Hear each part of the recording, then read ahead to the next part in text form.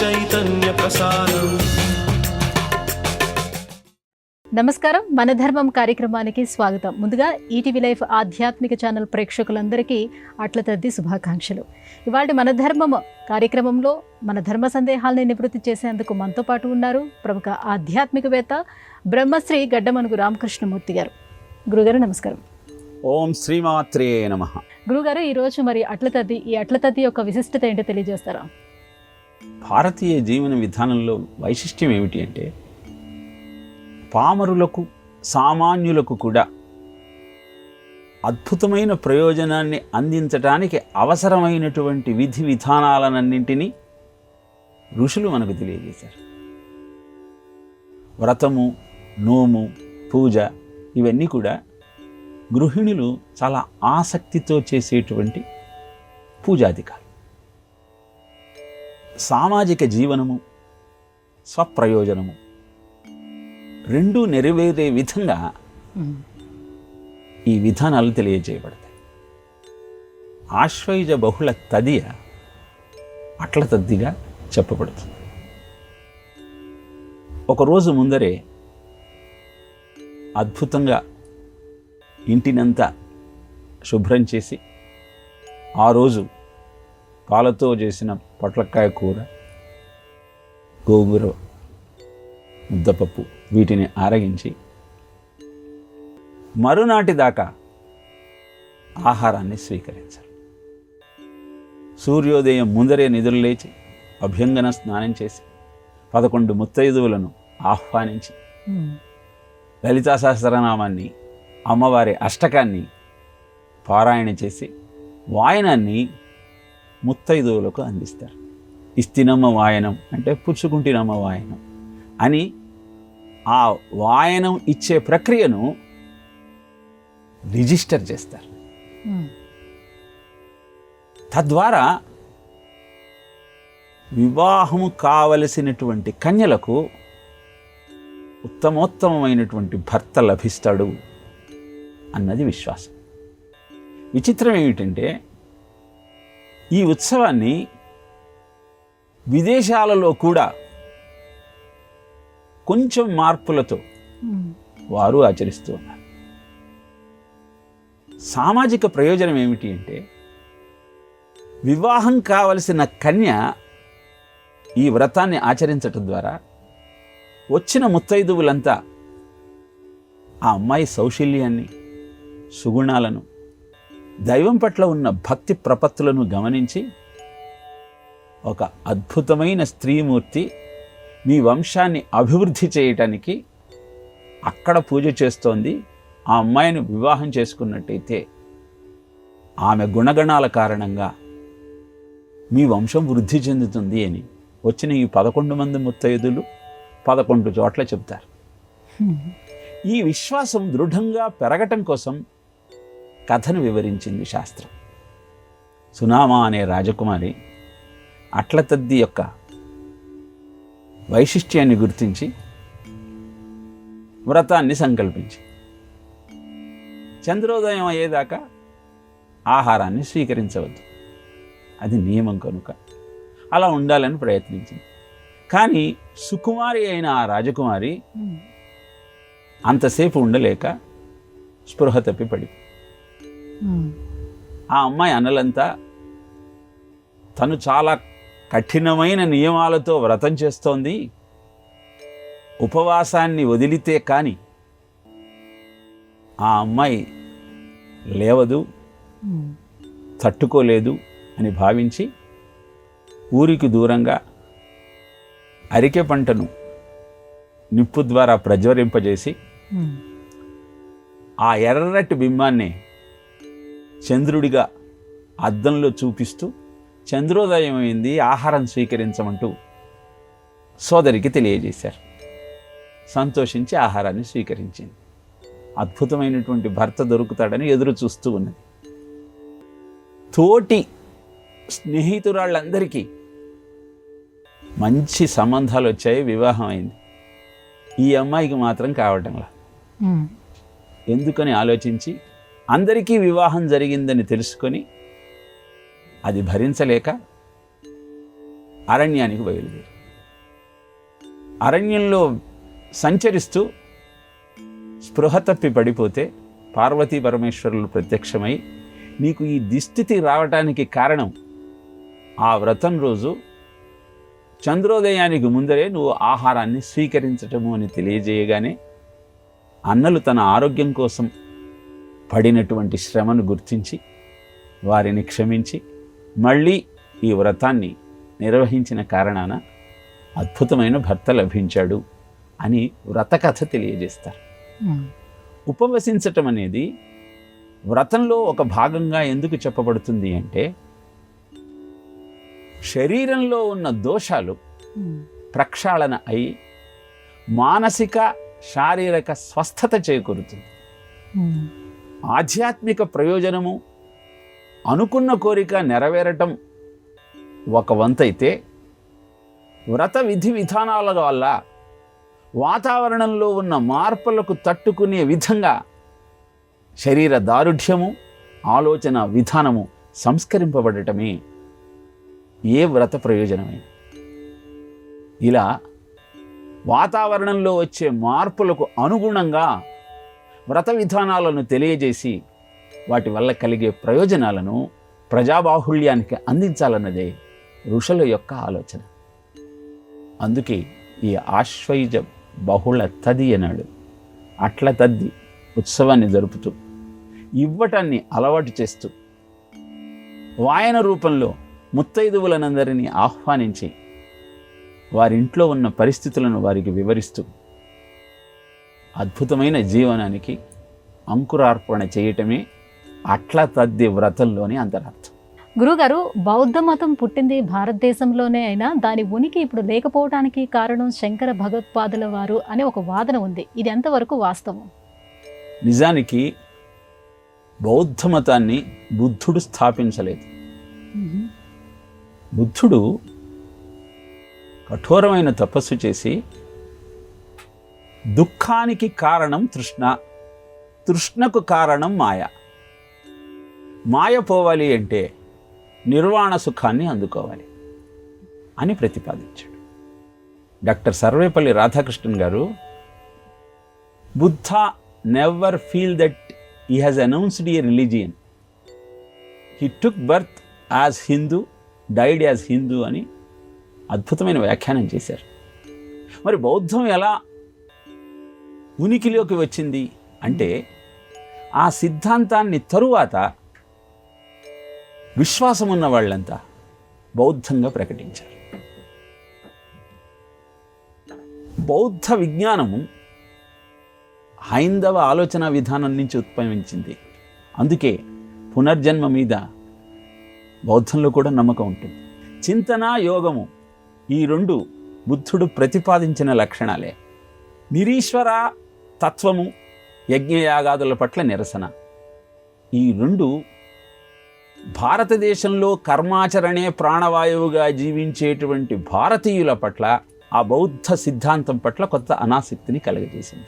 కానీ బౌద్ధము హైందవము రెండు కలిసి సహజీవనం చేశాయి. విష్ణుకుండినులు, శాతవాహనులు వీరిద్దరూ హైందవ ధర్మాన్ని అవలంబించిన వారి ధర్మపౌత్రులు బౌద్ధాన్ని స్వీకరించి దాన్ని అవలంబించారు. అంటే భారతదేశంలో ఉన్నటువంటి ఆలోచన విధానానికి ఈ ఉదాహరణలు నిలువెత్తు నిదర్శనంగా నిలుస్తాయి. బాగా పరిశీలించి చూస్తే ఆదిశంకరులకు ముందరే కుమారుల భట్టు బౌద్ధము ద్వారా నిరీశ్వరవాదము, యజ్ఞయాగాదుల క్రతువుల పట్ల నిరసన పెరుగుతున్న నేపథ్యంలో అది ప్రజల ఉనికికే ప్రమాదకరంగా మారుతుందని తెలుసుకొని బౌద్ధ ఆరామాలలో వారి దగ్గర శుశ్రూష చేసి బౌద్ధ ధర్మాలన్నీ తెలుసుకొని వాటిని ఖండించే ప్రయత్నం చేశారు. కనుక శంకరుల వల్ల బౌద్ధానికి ఏదో హాని వచ్చింది అనుకోవటం అంత వివేకమైనటువంటి విషయం కాదు. ఒక రకంగా బౌద్ధం భారతదేశంలో లేకపోవడానికి కారణం స్వయంకృతాపరాధమే. ఎందుకంటే అద్భుతమైన తత్వాన్ని ప్రతిపాదించి సాంఘిక జీవనంలో ప్రతి మానవుని యొక్క దుఃఖానికి కారణాన్ని తెలియజేసినటువంటి బుద్ధుడు అందరూ భిక్షాటనే వృత్తిగా జీవిస్తూ నిరీశ్వర ఉపాసనతో జీవనాన్ని కొనసాగించమని చెప్పాడు. కానీ వ్యవస్థీకృతమైన సాంఘిక జీవనం ఎలానో తెలియచేయలేక, నిర్వాణము అంటే శూన్యము అని ప్రతిపాదించారు. కానీ ఉపనిషత్తులలో కూడా దుఃఖానికి కారణం కోరిక, కోరిక కారణం మాయ, ఈ మాయ నుంచి బయటపడాలి అంటే మోక్షం వైపు ప్రయాణం సాగించాలి అన్న చెప్పినటువంటి విధి విధానాన్ని సక్రమంగా ఆవిష్కరించని కారణాన ఆనాటి సమాజంలో ఒక రకమైనటువంటి అవగాహన రాహిత్యం వల్ల అయోమయ స్థితి ఏర్పడి అది ఒక రకమైన అల్లకల్లోలాన్ని సృష్టించి, అప్పుడు శంకర భగవత్పాదులు సన్యాసులకు మోక్షము, గృహస్థుకు నిత్య నైమిత్తిక కర్మ ఆచరణ, సామాన్యులకు షణ్మత ఉపాసన అనేటువంటి విధి విధానాలను తెలియజేసి ఆర్ష ధర్మాన్ని ఆవిష్కరించారు. గురుగారు, ఇక మరో సందేహం. పదవీ విరమణ తర్వాత రామకృష్ణ అంటూ ఇంట్లో కూర్చోవాలని అంటారు. ఆ సమయంలోనే ఆ మహాపురుషులను స్మరించుకోవాలి అని అంటారా? ఎందుకు అలా చెప్తారు? నిజానికి పదవీ వివరణ మనం చేశాం, ఇంకా మనం ఏమీ చేయలేము, 60 ఏళ్ళు వచ్చాయి, ఇంట్లో కూర్చొని భగవన్నామని చెప్పుకుంటే చాలు అన్న ఆలోచన స్రవంతి ఉన్నటువంటి మానవులకు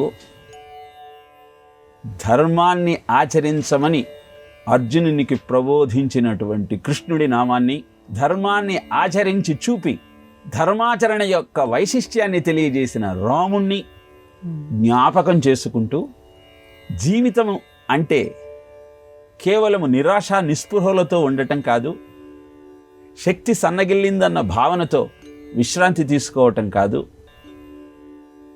దేహంలో ప్రాణం ఉన్నంతకాలం ధర్మాచరణ నిర్వహిస్తూ కార్యక్రమాలను ఆచరిస్తూ ధర్మబద్ధమైన జీవితాన్ని గడుపుతూ నలుగురికి ఆదర్శంగా ఉండమని చెప్పటమే రామ కృష్ణ అనుకుంటూ, రాముణ్ణైనా కృష్ణుణ్ణైనా కీర్తిస్తూ కూర్చోవటం కాదు, వాళ్ళు చేసినటువంటి కార్యక్రమాలలోని ఔచిత్యాన్ని వైశిష్ట్యాన్ని గుర్తించి వచ్చే ప్రతి సమస్యను పరిష్కరించుకుంటూ అద్భుతమైన జీవనానికి సోపానాలు నిర్మించుకోమని చెప్పటమే రామ కృష్ణ అని అనుకోమనటంలోని ఆంతర్యం. కానీ సామాన్యంగా మనం అనుకునే విధానం ఏమిటంటే, ఏమీ చేయకుండా ఇంట్లో కూర్చొని రామ కృష్ణ అనుకుంటూ ఆ భగవన్నామాన్ని చెప్పుకుంటూ ఆచరించాల్సిన నిత్య నైమిత్తిక కర్మలకు కూడా తిలోదకాలు ఇస్తూ, ఏమిటి అంటే రిటైర్ అయ్యాం, విశ్రాంతి తీసుకుంటున్నాం అన్న భావనతో జీవితాన్ని గడిపితే ఆ రామకృష్ణ అనుకోమనటంలోని అంతరార్థం మనం గ్రహించనట్టే. కనుక యుద్ధరంగంలో యుద్ధం చేయను అన్న అర్జునునికి అద్భుతమైనటువంటి కర్తవ్య బోధ చేసి అధర్మాన్ని అంతరింపచేసినటువంటి కృష్ణతత్వము, ఎలాంటి క్లిష్ట పరిస్థితుల్లోనైనా సరే ధర్మాన్ని వదలకుండా జీవనాన్ని కొనసాగించిన రాముని యొక్క రామతత్వము అవగతం చేసుకోగలిగితే జీవితం అద్భుతంగా ఉంటుందని తెలియచెప్పటమే రామ కృష్ణ అని అనుకోమనటంలోనే అంతర్యం. గురువుగారు, ఉపవాసం చేయటం వల్ల కలిగే ప్రయోజనాలు ఏమిటి? మనం నిరంతరము మన శరీరంలోని అవయవాలకు శ్రమ కల్పిస్తూ ఉంటాం. ఆహారాన్ని స్వీకరించిన తరువాత సాత్విక ఆహారం అయితే పళ్ళు, మొలకెత్తిన విత్తనాలు ఇవన్నీ స్వీకరిస్తూనే శక్తినిస్తాయి. అలా కాకుండా వండిన పదార్థాలు జీర్ణం కావడానికి శరీరంలో ఉన్న శక్తిని గ్రహిస్తాయి. అందుకే భోజ్యంగానే మత్తు వస్తుంది. శక్తి పోతున్నప్పుడు నిద్ర రావటం సహజం. అలా కాకుండా మాంసాహారాన్ని స్వీకరిస్తే అది జీర్ణం కావటానికి 72 గంటలు పడుతుంది. ఇలా జీర్ణాశయానికి నిరంతరము శ్రమ కలిగిస్తూ ఉండటం వల్ల జీర్ణాశయం యొక్క సామర్థ్యం తగ్గుతుంది. లంఘనం పరమౌషధం అని ఆయుర్వేదం చెబుతుంది. మధ్యలో వారానికి ఒకసారి కొంత విశ్రాంతిని ఇవ్వగలిగితే శరీర అంగముల యొక్క విధి నిర్వహణ అద్భుతంగా కొనసాగుతుంది. శరీరంలో ఉన్న వ్యర్థ పదార్థాలన్నింటినీ శుభ్రం చేసి ఆరోగ్యాన్ని ప్రసాదించే కార్యక్రమాన్ని లివర్ నిర్వహిస్తుంది. ఇలా కాసేపు విశ్రాంతి ఇవ్వటం వల్ల సామర్థ్యం పెరుగుతుంది. శారీరక దారుఢ్యం, మానసిక ప్రశాంతత, ఈ రెండు ఉపవాసం వల్ల సిద్ధిస్తాయి. అందుకే భారతీయ జీవన విధానంలో నెలలో 2 ఏకాదశులలో 36 గంటల ఉపవాసం చేయమని చెప్తారు. తద్వారా క్యాన్సర్ లాంటి భయంకరమైన వ్యాధుల నుంచి విముక్తి దొరుకుతుంది. జంక్ డిఎన్ఏగా పిలువబడేటువంటి శరీరంలోని డిఎన్ఏ తన సామర్థ్యాన్ని పెంచుకుంటుంది. ఆ జంక్ డిఎన్ఏ తరగటం వల్ల ముడతలు పడటం, వృద్ధాప్యం తొందరగా రావటం, వ్యాధుల బారిన పడటం జరుగుతుంది. ఆ జంక్ డిఎన్ఏ పెరగాలి అంటే ఉపవాసానికి మించిన ఔషధం లేదని జపాన్ శాస్త్రజ్ఞుడు ఒకతను పరిశోధన చేసి నోబెల్ ప్రైజ్ పొందాడు. ఈ విషయాన్ని గుర్తించిన ఆయుర్వేదం 15 రోజులకు ఒకసారి తప్పనిసరిగా ఉపవాసం చేస్తే శరీర భాగాలన్నీ శుద్ధి అయ్యి అద్భుతమైన ప్రయోజనం నెరవేరుతుంది. సామాన్యంగా మనం పరిశీలించినట్టయితే కర్మాగారాలలో మెయింటెనెన్స్ డే అని ఉంటుంది. ఆ రోజు ఉత్పత్తి ఆపి యంత్రాలన్నింటినీ శుద్ధి చేస్తారు. నిరంతరము 24 గంటలు పనిచేసేటువంటి మానవ దేహం అనే యంత్రానికి కాస్త విశ్రాంతి ఇచ్చినట్టయితే జరుగుతున్న జీర్ణక్రియ సక్రమంగా జరగటం కోసం జీర్ణాశయానికి, లివర్కు కాస్త మనం విశ్రాంతి ఇవ్వగలిగితే తిరిగి ఉద్దీపన చెంది అద్భుతంగా వాటి కార్యక్రమాన్ని అవి నిర్వర్తించగలుగుతాయి. అందుకే లంఘనం పరమౌషధం, అంతకు మించిన ఔషధం లేదంటూ ఉపవాసాన్ని చేసే అనేక విధి విధానాలను ఆయుర్వేదం తెలియజేసింది. ఎలా చేయాలి? కర్షయంత శరీరస్థం భూతగ్రామమచేత సహా తాన్ చైవాంతరస్థం తాన్ విద్యా అసుర నిశ్చయానని భగవద్గీతలో కఠోరమైన ఉపవాసం చేసి శరీరాన్ని నానా అవస్థ పెట్టడం అనేది ఆసురీ ప్రకృతి. ఎందుకంటే అవస్థ పెడుతున్నది ఎవరిని? నీలో ఉన్న నా చైతన్యాన్ని, నన్నే అవస్థ పెడుతున్నావు. కనుక కఠోరమైన ఉపవాసాలు చేయవద్దు అని భగవద్గీత చెప్తుంది. ఎలా చెయ్యాలి అన్నది వైద్యుని యొక్క పర్యవేక్షణలో లేదా పురాణం చెప్పిన విధి విధానాలను అనుసరిస్తూ ఉపవసించగలిగితే అద్భుతమైన ఆరోగ్యం మన సొంతమవుతుంది. దానిలో ఎలాంటి సందేహము లేదు. వెనకటికి యుద్ధాలు చేసే ముందు ఉపవాస వ్రతం చేసి వెళ్ళేవాళ్ళట. మనం ఆశ్చర్యపోతాం, ఉపవాసం చేస్తే యుద్ధం ఎలా చేస్తారని. ఏదేమైనా ఉపవాసం అనేది భారతీయ జీవన విధానంలో అత్యంత ప్రాధాన్యతను సంతరించుకున్నటువంటి ఔషధ ప్రక్రియ. గురుగారు, రామాయణంలో వాలి వ్యక్తిత్వం నేటి ఆధునిక సమాజానికి ఎలా మార్గదర్శకం అవుతుంది? వాలి నిద్ర లేవగానే కొండలను బంతుల్లా చేసుకొని ఆడుకునేవాట, వృక్షాలను పెకలించి వేసేవాట. ఇది సహజ సిద్ధమైన కపి ప్రకృతి. అదే వాలి రావణాసురుణ్ణి సంకన వేసుకొని సప్త సముద్రాలు పర్యటించి అతని గర్వాన్ని అణిచాడు. అనంతరం సంధ్యావందన ప్రక్రియను నిర్వర్తించాడు. ఈ 3 ప్రక్రియలు చూస్తే సహజ సిద్ధమైన కపి స్వభావము వృక్షాలను పెకలించి వేయటం, కొండలను బంతులుగా చేసి ఆడుకోవటం. ఇక తనంత తాను ఎవరి మీద దాడి చేయడు, కానీ తన మీదికి ఎవరైనా దాడి చేస్తే అతన్ని క్షమించడు. అది రావణ గర్వభంగం ద్వారా మనకు తెలిసింది. అనంతరం నిత్య నైమిత్తిక కర్మలను ఆచరించటం పట్ల అత్యంత శ్రద్ధ వహిస్తాడు. అందుకే ఎన్ని కార్యక్రమాలు ఉన్నా ప్రాతకాల సమయంలో సంధ్యావందనం చేస్తాడు. ఇలా మనం సహజ ప్రకృతి, ప్రతిస్పందన, స్వధర్మానుష్ఠానం ఈ 3 వాలి జీవితం ద్వారా గుర్తించవచ్చు. అలానే తాను సంహరించినటువంటి దుందుభి అనే రాక్షసుణ్ణి విసిరేస్తే ఆ కాయం కొన్ని యోజనాలు గాలిలో ప్రయాణం చేసి మతంగ మహర్షి మీద పడింది. వెంటనే ఎవరైతే ఈ పని చేశారో ఈ ఋష్యశృంగ పర్వతం మీదికి వాడొచ్చిన మరుక్షణం తల పగిలి మరణించుగాక అని శపించాడు ఆ మహర్షి. వాలి అతని దగ్గరికి వెళ్ళి, ఎప్పుడైనా నేను ఋషులను బాధ పెట్టడం మీరు చూసారా? అనుకోకుండా జరిగింది అని బాధపడతాడు. మనలో ఉన్న పరాక్రమాన్ని మనం విశృంఖలంగా ప్రదర్శిస్తే అనర్థం జరుగుతుందన్న సత్యాన్ని వాలి జీవితంలో జరిగిన ఈ సంఘటన ద్వారా మనం గుర్తించవచ్చు. అనంతరం అధర్మాన్ని, తమ్ముడి భార్యను తాను స్వీకరించి ఆచరించాడు కనుక రామచంద్రమూర్తి చేతిలో తనువును విడిచాడు. అప్పుడు గుర్తించాడు తాను చేసిన తప్పును. అందుకే సుగ్రీవుణ్ణి పిలిచి అంగదుడిని సుగ్రీవుడికి అప్పగించి, నేను తప్పు చేశానయ్యా అని కన్నీరు మున్నీరుగా విలపిస్తాడు. ఈ ఘట్టాన్ని విశ్వనాథ్ వారి కల్పవృక్షంలో అద్భుతంగా ఆవిష్కరిస్తారు. ఇలా సామాన్య మానవ జీవితంలో చేసే తప్పులు, ఆచరించే ధర్మాలు, ఇవన్నీ వాలి జీవితంలో కూడా మనకు కనపడతాయి.